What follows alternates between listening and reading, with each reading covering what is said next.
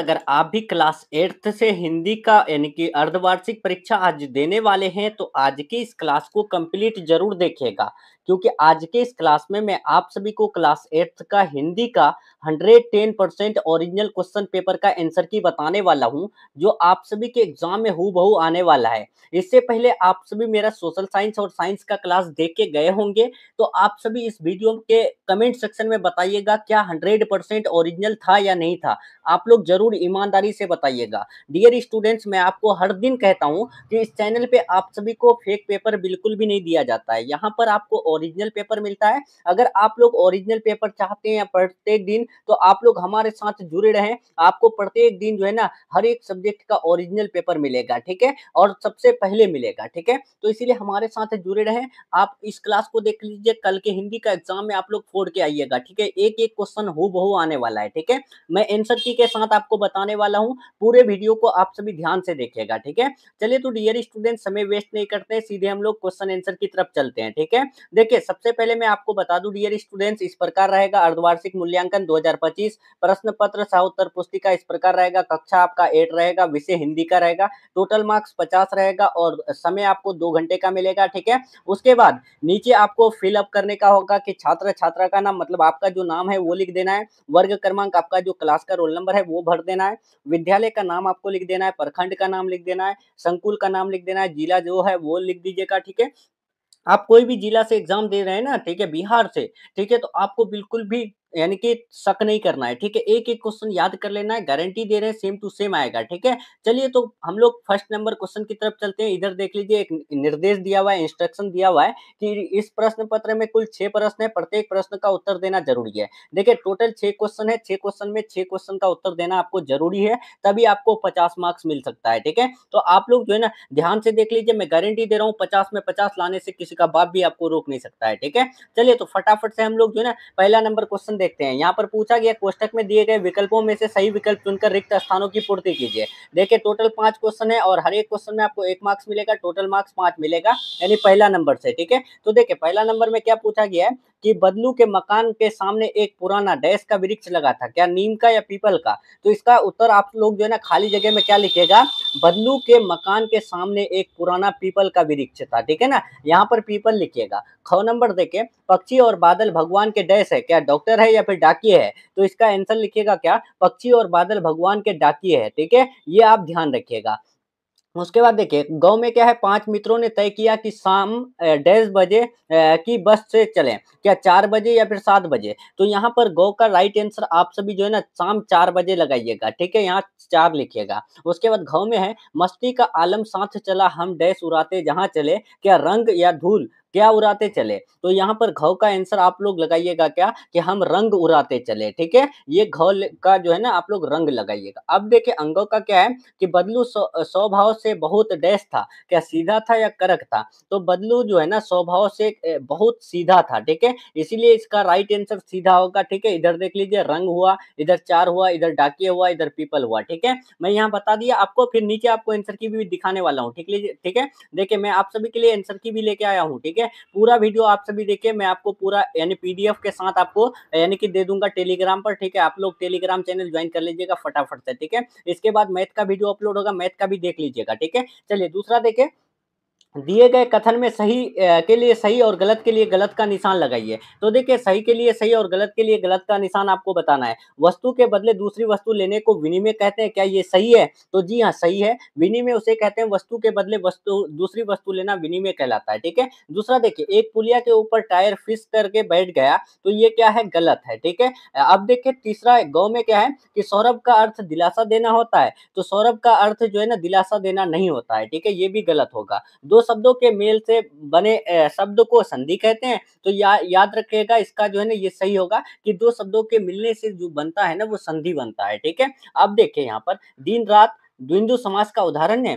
अंगों का है कि दिन-रात द्वंद्व समास का उदाहरण है? अगर हाँ है, तो आपको सही का निशान लगाना है। जी हाँ, दिन-रात जो है ना, वो एक द्वंद्व समास का उदाहरण है, इसीलिए सही होगा, ठीक है? चलिए, अब देखिए स्तंभ अ और स्तंभ ब का मिलान करना है। तो मिलान मैं आपको फटाफट से करके दे रहा हूँ, ठीक है? आप लोग जो है ना फटाफट नोट डाउन कर लीजिए, गारंटी दे रहे हैं, आपको शक नहीं करना है, मेरे ऊपर खास करके, ठीक है? आपको याद कर लेना और चले जाना एग्ज़ाम देने, ठीक है?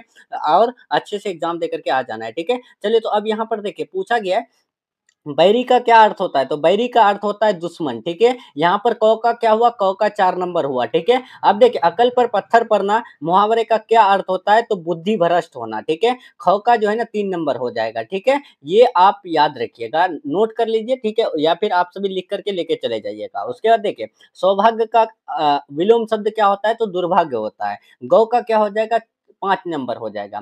आँख का पर्यायवाची शब्द क्या होता है? तो घ का आप सभी जो है ना लोचन लगा लीजिएगा, मतलब 1 नंबर, ठीक है? घ का 1 नंबर हो जाएगा। उसके बाद जिसके हृदय में दया ना हो उसे निर्दय कहते हैं, तो इसीलिए यहाँ पर अंगों का क्या हो जाएगा? तो अंगों का यानी कि 2 नंबर हो जाएगा, ठीक है? यहाँ इस प्रकार आप लोग नोट डाउन कर लीजिए, ठीक है? मैं यहाँ पर आपका लिख दिया क का 4, ख का 3, ग का 5 और उसके बाद घ का 1 और अंगों का 2 नंबर, ठीक है? चलिए, अब यहाँ लघु उत्तरीय प्रश्न है जिसका आंसर मैं आपको नीचे बताने वाला हूँ, बस आप सभी देख लीजिए। देखिए, अति लघु उत्तरीय प्रश्न में आपको लगभग 20 शब्दों में उत्तर देना है, ठीक है? टोटल 5 क्वेश्चन का जवाब देना है, जिनमें हर एक क्वेश्चन जो है ना आपको 3 मार्क्स का रहेगा, ठीक है? देखिए, पहला क्वेश्चन है कि जनार्दन अक्सर बदलू के पास क्यों जाता था? ये बताना है। बस एकाएक क्यों रुक गई? ये बताना है। दीवानों की हस्ती कविता के कवि का नाम बताइए। उसके बाद देखिए यहाँ है, एक देश की धरती दूसरे देश को क्या भेजती है? उसके बाद देखिए, दशरथ मांझी के जीवन संगिनी का क्या नाम है? ये आपको बताना है। चलिए, तो मैं आपको पहले ये सब बता देता हूँ, ठीक है? चलिए, फटाफट देख लीजिए इधर, इधर पूरा आंसर है, ठीक है? चलिए, सब्जेक्टिव देखिए।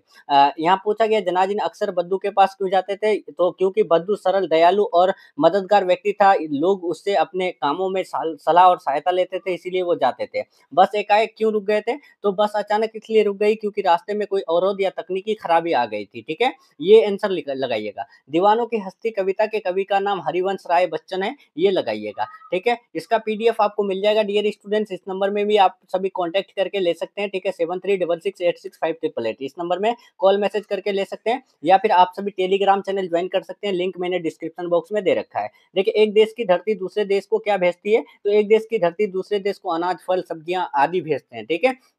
अब देखिए अंगों में क्या है कि दशरथ मांझी के जीवन संगिनी का क्या नाम था? तो दशरथ मांझी के संगिनी जीवन का नाम जो था ना, वो था क्या, यानी कि दशरथ मांझी की पत्नी का नाम फाल्गुनी देवी था, ठीक है? ये आप लिख दीजिएगा, ठीक है? यहाँ पर इसका राइट आंसर फाल्गुनी देवी होगा, ठीक है? चलिए, प्रश्न 5 है जो आपको 5 मार्क्स का रहेगा, ठीक है? 2 क्वेश्चन का जवाब देना है। क में है, तलवार का महत्व होता है म्यान का नहीं, उक्त उदाहरण से कबीर क्या कहना चाहता है? तो यहाँ पर ये लिखेगा कि कबीर ये समझाना चाहते हैं कि व्यक्ति का मूल्य उसके बाहरी आडंबर या दिखावे से नहीं होता है, बल्कि उसके गुणों और कर्मों से होता है। जैसे तलवार महत्वपूर्ण है, म्यान नहीं, ठीक है? इस प्रकार आंसर लिखिएगा। और ख में देखिए, ख में यानी पूछा गया है, मशीनी युग से बद्दू के जीवन में क्या बदलाव आया? तो मशीनी युग से बद्दू के जीवन में कई बदलाव आए। पहले लोग छोटे कामों के लिए भी उसके पास आते थे, लेकिन मशीनों और साधनों के आ जाने से लोगों को उसकी उतनी आवश्यकता नहीं रही। इसके कारण बद्दू का महत्व कम हो गया और उसका जीवन कठिन हो गया, ठीक है? इतना लिखिएगा, पूरा मार्क्स मिलेगा, गारंटी दे रहे हैं। आप 50 में 50 लेके आइएगा, ठीक है?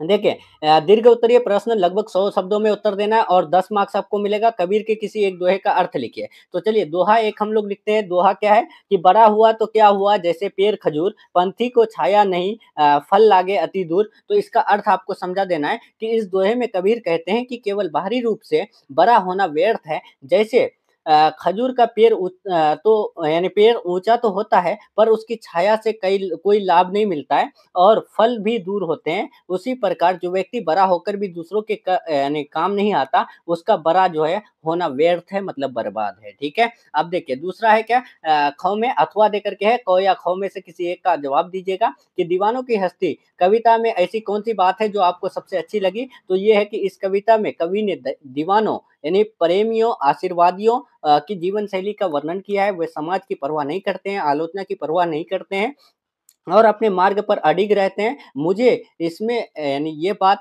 सबसे अच्छी लगी कि हमें दूसरों की परवाह किए बिना अपने लक्ष्य और सिद्धांतों पर डटे रहना चाहिए, ठीक है? स्क्रीनशॉट ले सकते हैं आप लोग, स्क्रीनशॉट आप लोग लेकर के नोट डाउन कर सकते हैं या फिर वीडियो को पॉज़ करके भी आप सभी जो है ना लिख-लिख करके आप सभी रख सकते हैं, ठीक है? या टेलीग्राम चैनल जॉइन कर सकते हैं, लिंक मैंने डिस्क्रिप्शन बॉक्स में दे रखा है, ठीक है? चलिए तो डियर स्टूडेंट्स हम लोग मिलते हैं नेक्स्ट वीडियो में, ठीक है? मैथ का वीडियो अभी अपलोड कर देते हैं जस्ट, ठीक है? बहुत तेज़ी में मैंने आपको ये रिकॉर्ड करके दिया, अभी पेपर जस्ट आया ही है, ठीक है? सबसे पहले यूट्यूब में मेरा ही आपको देखने को मिलेगा, ठीक है? तो फटाफट से आप लोग जो यानी कि देख लीजिए, ठीक है? चलिए मिलते हैं नेक्स्ट वीडियो में नेक्स्ट टॉपिक के साथ, तब तक के लिए आप अपना ख़्याल रखिए, अपना स्टडी जारी रखिए, चैनल से नए जुड़ रहे हैं, चैनल को सब्सक्राइब करके बेल आइकन प्रेस कर लीजिए।